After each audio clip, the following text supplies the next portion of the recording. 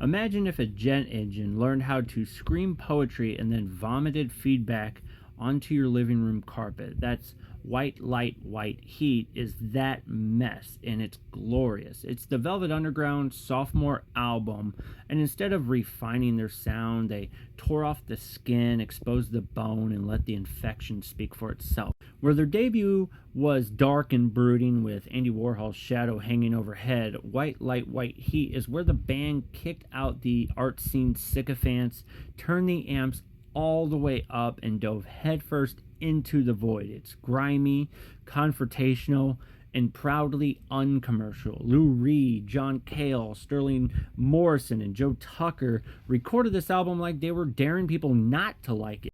From the opening track, Reed injects amphetamine-laced swagger into a rock and roll Frankenstein.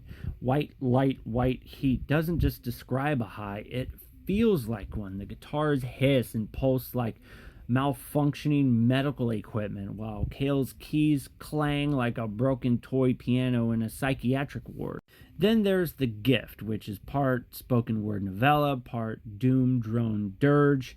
It tells the story of Waldo Jeffers, a paranoid long-distance lover who mails himself in a box to his girlfriend, with predictably gory consequences. It's absurd and violent and somehow hilarious in its flat Midwestern delivery. Believe me, I'm from the Midwest. I have that delivery.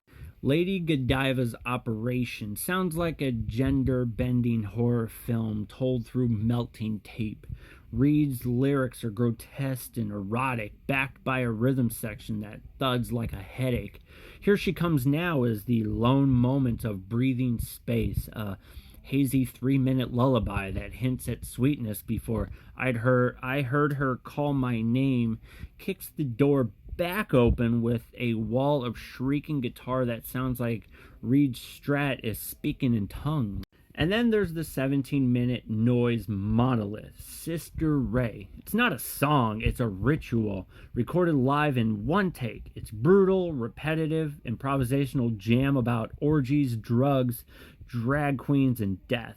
There's no bass, there's barely melody. It's punk before punk, noise before noise, and nihilism before it had a press agent.